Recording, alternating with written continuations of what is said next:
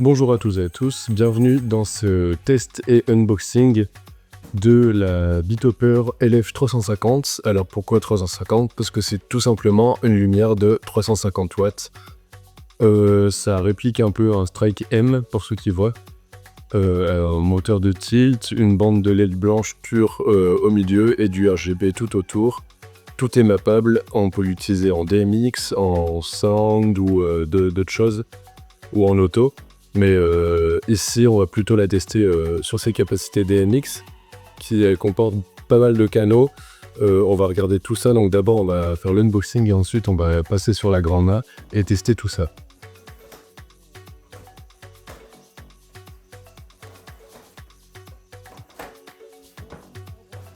On retrouve en premier un manuel d'utilisation classique et on va surtout, ce qui va être surtout intéressant, je sais pas encore si c'est disponible sur internet et si on va pouvoir voir quel canal est assigné à quelle fonction selon tous les modes de la lumière, ce qui va faire qu'on va pouvoir l'encoder manuellement et gagner du temps au lieu d'attendre que ça sorte.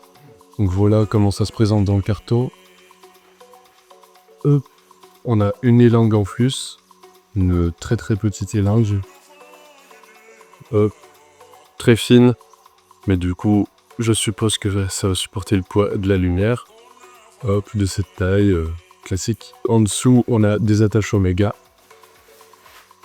donc on va enlever ça directement.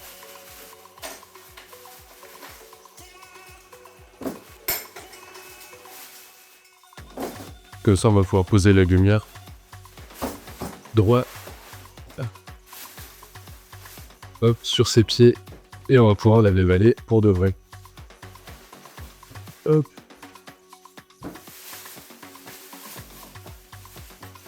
Voilà. On a un petit carton en plus, donc je suppose que ça va être un PowerCon et un DMX pour démarrer.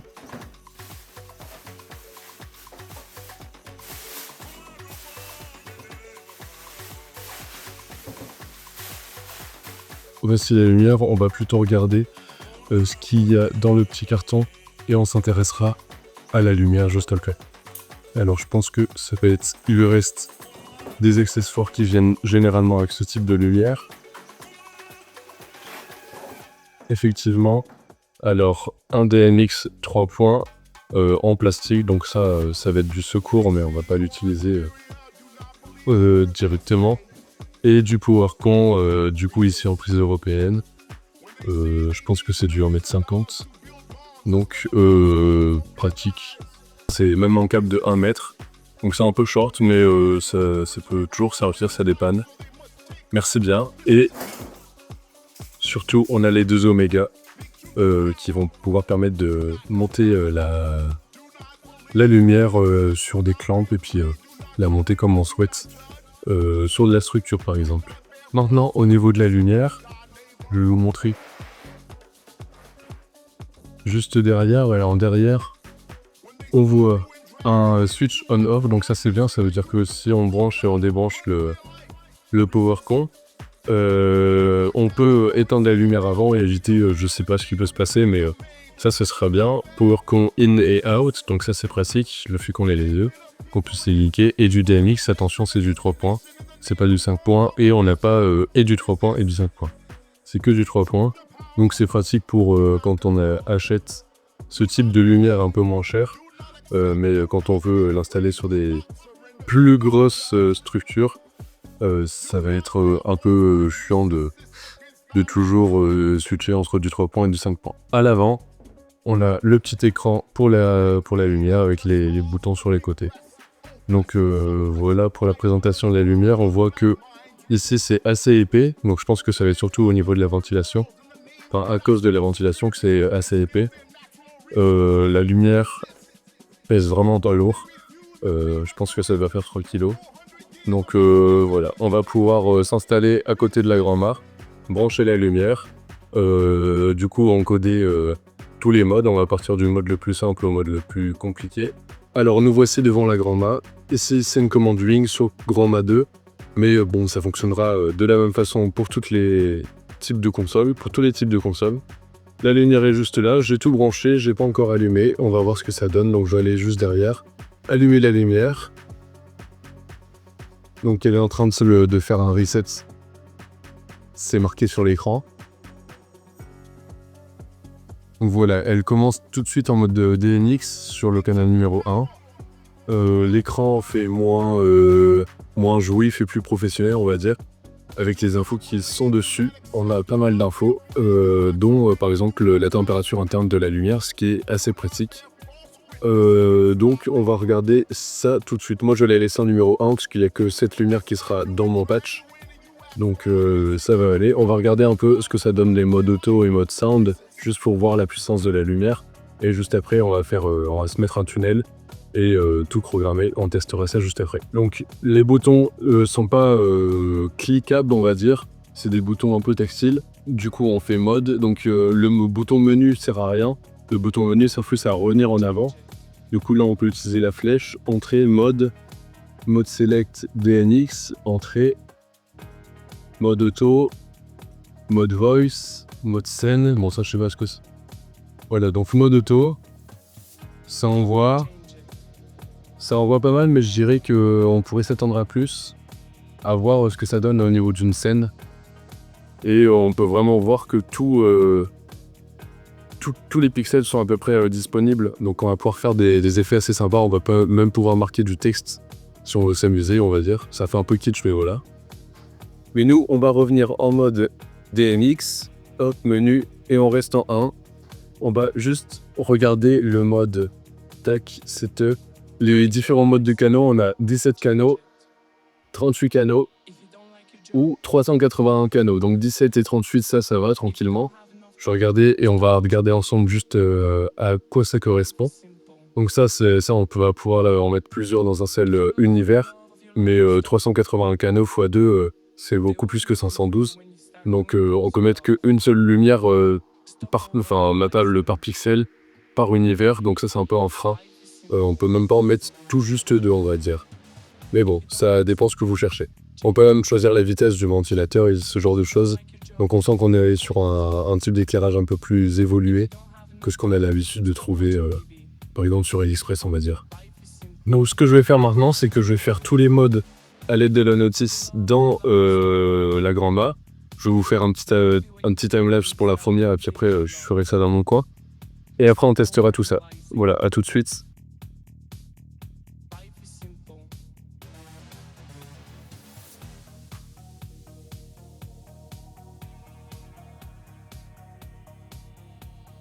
Alors, j'ai fini le mode 17 canaux et le mode 38 canaux. Après, je vais m'attaquer au mode 300 et quelques canaux.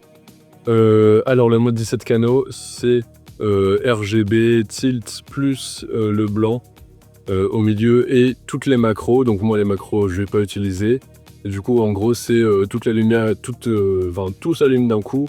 Donc, c'est pas très intéressant quand on a la possibilité de faire autant. Mais c'est pas très intéressant lorsqu'on est proche. Après, quand on est loin, qu'on fasse des petits dessins sur la lumière, personne va le remarquer. Donc ça peut être pratique dans un environnement où on a beaucoup de ces lumières. On va pouvoir faire beaucoup d'animations sur toutes. Mais on va pas s'embêter à faire des petites animations qui servent à rien, on va dire. Là, je suis sur le mode 38 canaux. Et sur le mode 38 canaux, pareil, on a les LED ici. Mais réparties en plusieurs instances. Je vais vous expliquer comment elles sont réparties ensuite. Et on a toujours toutes ces macros avec un strobe général. Donc ça, c'est bien d'avoir plusieurs instances et un strobe général, parce que sur plusieurs lumières que j'ai pu utiliser, à partir du moment où on utilise des instances, on n'a plus de strobe. Donc on va faire un strobe au dimmer qui n'a pas exactement le même effet sur les gens en soirée, on va dire. Donc la façon dont le mode 38 canaux fonctionne, c'est que il y a la plupart des paramètres sur une instance globale. Donc l'instance qui va de 1 à je sais plus combien. Donc celle-là, c'est l'instance aussi dans laquelle il y a la barre du milieu. Donc la barre du milieu, c'est la barre de blanc. Celle-ci, elle sera pas commandable pixel par pixel dans ce mode. et ce sera toujours tout blanc au milieu, donc je vais vous montrer. Tac. Donc voilà, ça envoie pas mal, ça c'est bien. On a un tilt, dans tous les modes le tilt il est bien, et surtout il y a dans tous les modes un tilt avec un fine, donc ça c'est pratique. Par exemple si vous voulez faire des fly-out, même si c'est un wash, ça on peut quoi, et c'est pratique pour faire des positions plus précises. Pareil, même si c'est un wash, enfin même si ça en gros ça éclaire tout, c'est pas super pratique, mais c'est bien d'avoir cette option-ci. Donc voilà, et maintenant je vais vous montrer comment sont réparties les instances, et c'est là où je suis un petit peu déçu. Je vais vous montrer, hop, et je vais faire ça, dimmer, c'est déjà à 100%. Donc voilà, donc là vous pouvez voir, je vais peut-être mettre juste du rouge. Donc voilà, là on peut voir que seulement les LED RGB sont allumés, et vous avez 8 instances différentes. Donc là où ça aurait été bien, dans ce que j'ai, je vais vous le sortir tout de suite. Dans les lumières que j'ai un peu de ce style-là, j'ai ce genre de choses. Et là en fait ça fait carré par carré, mais c'est des gros carrés. Mais au moins on peut faire haut, bas et de gauche à droite. Ici, le problème que je rencontre, on va dire, c'est que regardez, si je fais next, on va faire du highlight du coup. En fait c'est juste de haut en bas. Donc certes c'est bien, mais on va pouvoir faire que dans un sens, et ça c'est encore embêtant. Par exemple j'ai juste fait le truc de base quoi. Voilà, j'ai fait ça, je vais vous enlever les trucs que j'avais fait. Tac. Et voilà, on va pouvoir faire que ce style d'effet. Après on rajoute une wing de 2 et voilà, ça fait au centre. Voilà, c'est bien pour faire quelques effets, mais par exemple si on fait du gauche à droite, ce qui est plus intéressant sur ce type de lumière je trouve, c'est pas possible. Donc ça c'est un peu dommage. Je vais juste vous montrer ce que donne le strobe.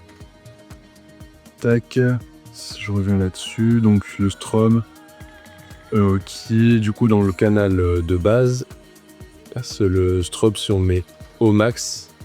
Voilà, ça envoie pas mal, et du coup le strobe il peut être aussi utilisé sur le blanc, bien évidemment. Hop, et là on est bien ébloui. Voilà, aussi là vous avez pu le remarquer, il y a un truc, et j'ai regardé dans la note 6 et dans la lumière, j'ai pas trouvé, alors peut-être que vous le trouverez si vous achetez la lumière. Donc ça va peut-être plaire à certains, mais par exemple si j'enlève tout, il y aura toujours un fade. Ce sera pas du on-off, il y aura toujours un petit fade. Et j'ai essayé de changer les courbes, ce genre de choses, ça change rien. Donc peut-être qu'il faut redémarrer la machine, mais ça veut dire que vous pourrez pas faire Alors, il y a certains effets qui fonctionneront moins bien du fait qu'ils disent ce fade. Donc voilà, je vous laisse là-dessus, et moi je vais partir sur le mode 300 canons, on se retrouve juste après. Bon, après un bon petit bout de temps à encoder les 381 canaux, à faire mon layout view et à tester quelques effets, je vais vous montrer un peu de quoi c'est capable, et je vais surtout, forcément c'est ce que je retiens en premier, même s'il y a des très bons points positifs, je vais vous aussi donner les défauts de cette lumière. Après ce sera peut-être corrigé via une mise à jour, ou je sais pas comment, ou peut-être c'est moi qui ai mal réglé la lumière. Mais voilà ce que en sortie de boîte, ce à quoi vous pouvez vous attendre. Alors du coup en 381 canaux, je vais vous montrer tout de suite le layout view. En 381 canaux, on a 8 rangées de 14 colonnes différentes pour les RGB, et j'ai pas compté, il y en a 33 je crois. 33 LED blanches, plus ça c'est notre reset, et ça c'est notre dimmer général, parce que oui, on a un dimmer sur chacun, enfin on va pouvoir dimmer chacun des pixels, mais en plus de ça, pouvoir rajouter un dimmer général. Donc par exemple, on va avoir notre animation, je sais pas, de gauche à droite, plus une pulsation sur le dimmer général. En plus de ça, sur le général, on a accès au shutter, donc ça veut dire que même en mode pixel par pixel, on va avoir un shutter. Le shutter sera général, il ne sera pas pixel par pixel, Mais ça, c'est une très bonne nouvelle parce qu'on n'a pas à faire un shutter, un strobe par dimmer, ce qui change un peu la donne visuellement. Donc ça, c'était pour comment la lumière était répartie. Je vais pouvoir vous montrer tout de suite. Par exemple, si hop, je la mets à full, je vais enlever le blanc, tac. Et je vais, hop, avec le master, je vais baisser tout ça. Donc on peut voir, je vais changer ma sélection, voilà. Donc on voit qu'il y a tout et c'est, si je fais solo, hop, c'est vraiment 6 pixels par 6 pixels. Donc vraiment c'est très très bien. Du coup je remets le master à fond. Voilà, c'est ma sélection en mode symétrique, ce qui fait que c'est comme ça. Après vous faites la sélection que vous voulez. Hop. Donc voilà, et après je vais vous montrer du coup pour coach. Pour les blancs, donc là pas de surprise spécifique, c'est un par un. Et on peut voir là-dessus, quand on change, il y a cet effet de fade que je vous ai expliqué juste avant. Si on va le voir juste après, est problématique sur certains effets. Voilà, 33 pixels différents de disponibles sur la bande de blanc. Alors évidemment, je vais reprendre du sur RGB. Tac, évidemment, on a toujours la possibilité d'utiliser le tilt. Donc le tilt qui est toujours en normal et en fine.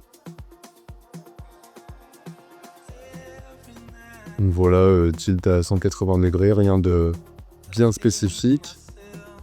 Et le beam, comme je vous expliquais, hop. Et du coup, à 100%. Il est rapide, mais c'est pas le plus rapide des strobes. Donc pour certains effets, pareil, pour faire comme un peu des Atomic 3000 sur certains punch, c'est pas la même chose. Donc voilà un peu pour ce qui est de la présentation en soi. Maintenant, je vais vous montrer quelques effets. Donc un effet de base avec le truc symétrique. Donc là, vous voyez vraiment que si je baisse le dimmer, on voit vraiment qu'on a accès à plein de pixels. Donc ça, c'est vraiment super pratique. Et ce que j'expliquais en plus de ça, alors je crois que c'est cet effet-là. Donc là, par exemple, j'ai mon animation de base, et en plus, par exemple, je sais pas sur quel tempo, là c'est le tempo de base en 60 BTM. Si j'ajoute ça, ça nous ajoute une pulsation parce qu'on a l'accès au dimmer principal. Donc je vais le remettre à 0. Hop, un truc assez sympa. Donc ça c'est assez pratique pour certains cas d'utilisation. Ça dépend totalement du show que vous êtes en train de faire ou je sais pas ce que vous faites. Donc voilà, ça c'est pratique, comme je vous l'ai expliqué. Pareil du coup avec une sélection, alors ça c'était l'effet que je voulais vous montrer après. Avec une sélection normale là de gauche à droite, on voit qu'on peut faire un effet, l'effet classique de gauche à droite. Si du coup à pleine puissance fonctionne assez bien. Et là où je voulais venir au problème, il y a un premier problème d'abord avec ces LED blanches, enfin ces LED RGB. C'est par exemple si on veut passer à un effet où c'est juste une bande qui passe, qui est possible sur plein de lumière. Là, du fait qu'il y ait ce genre de dimmer, en plus je pense que le processeur interne il doit avoir un truc qui fait que ça fonctionne pas. Bah, là, c'est mon effet, il fonctionne, je fais le même partout. Mon effet, il est censé fonctionner. Donc là, par exemple, si je le mets à 8. Après, si je baisse la vitesse, là, je suis un peu rapide. Donc on voit que ça fonctionne, mais certaines fois, ça bug. On voit des petites LED jaunes, du rouge qui apparaît. Donc ça déconne un petit peu. Et si je monte... Voilà, il y a des petits bugs. Là, les bugs apparaissent parce qu'on est en blanc, à voir dans les autres couleurs ce que ça donne. Donc voilà pour la les RGB. Et du coup, pour la LED blanche, je vais juste vérifier. Donc là, par exemple, sur la LED blanche, on voit que ça fonctionne bien. Cet effet de gauche à droite, assez tranquillement. Et comme je vous l'ai dit tout à l'heure, on a cet effet qui fonctionne. Et on va pouvoir rajouter par-dessus notre effet de shutter, si on souhaite. Donc ça, c'est assez pratique. Mais admettons qu'on veut une vitesse beaucoup plus grande pour cet effet. Donc par exemple, on va doubler la vitesse, on va se mettre en 120 BPM. Donc là, c'est plus rapide. Et après, admettons qu'on souhaite faire, pour moi c'est marqué PMW, faire que ce soit du pixel par pixel, un par un, comme un chase. Et ben j'ai essayé cet effet. Tac. Et si je lui mets du coup à 120, en fait on va se rendre compte que vu qu'il y a ce truc de dimmer de fade, plus on va monter la vitesse, moins le fade aura le temps d'aller à 100% et à 0%. Et du coup, il va privilégier le fait d'être à 0. Donc, la lumière, on n'aura pas toute l'intensité de la lumière si on a un effet avec une vitesse rapide, car il y a ce problème de fade. Regardez, si je vous remets l'effet d'avant, hop, on voit qu'on a un peu plus d'intensité. Voilà, là on sent qu'on a plus d'intensité que là. Donc ça, c'est un problème. Un problème qui sera sûrement réglé ou qui est sûrement déjà réglable dans la machine, je ne suis pas branché là-dessus. Donc voilà, le petit tour général de cette lumière. En soi, très très bonne lumière avec les accessoires de base. Assez puissante, à voir ce que ça donne dans un environnement avec de la fumée par exemple, pour marquer une silhouette.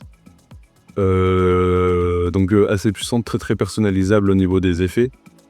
Par exemple, je pense qu'on peut écrire des choses tellement il y a de pixels disponibles, on peut faire des drapeaux, ce genre de choses. L'utiliser un peu comme un écran. Après, ce genre d'effet, c'est bien quand là, on teste la lumière juste en face. Mais sur une scène, les gens, ils vont pas jamais se rendre compte des 6 pixels, enfin qu'on utilise quelques petits pixels. Mais comme je vous l'ai expliqué juste avant, le mode avant 38 canaux, on peut faire que des effets de haut vers le bas, aucun effet de gauche à droite.